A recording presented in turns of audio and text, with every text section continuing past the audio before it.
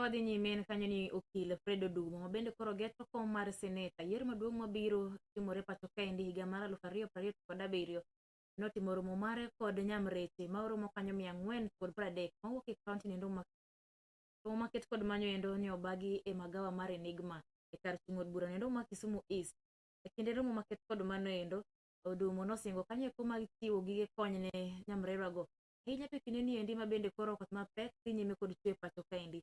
Kinde no bende Nyamreche go nogoyo nero kamano maduong' okom sewuok oko chung' kodgi motegno ka bende orango weche go kuma dhi kod ngimagi kaachiel kod tich ma bende gitimo Nyamreche. Ginyinga iluonga ni wakili Fred Odumo. Kawuono gima okelowa ka maduong' is one of my agenda, the medical intervention agendas in the county.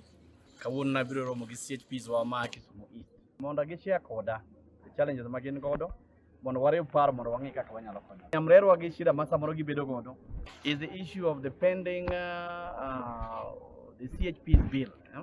Gine ma gikonyo ji ma gitero osuptal kata mana ng'ama ohinyore. To gin samoro ka koro gituo to gidhi osuptal, samoro gin bende koro itamogi ma kata kaka timang'o kaka thiedhgi be koro bedo shida.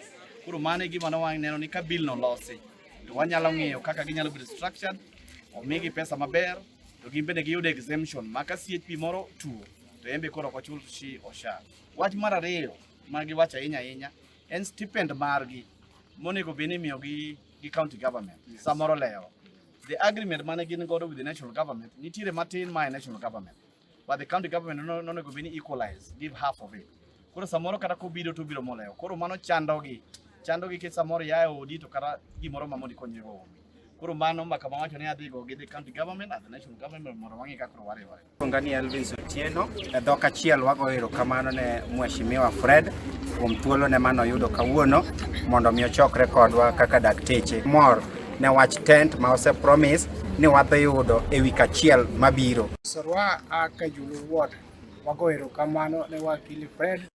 Nyinga en Lilian Chacha, an jakom mar community promoters ma Kisumu sub county. En adier ni odhi miyo watent ka achiel kod kombe e iye. Donge mano ber? Ber.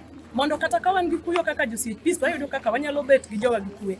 Kata ka wan tie dala kwa tije wat wanyalo bedo gi IGA gimo manyalo kelo na income kaka CPs. Mondo mi ngima odhi mbele seche ma wasava community.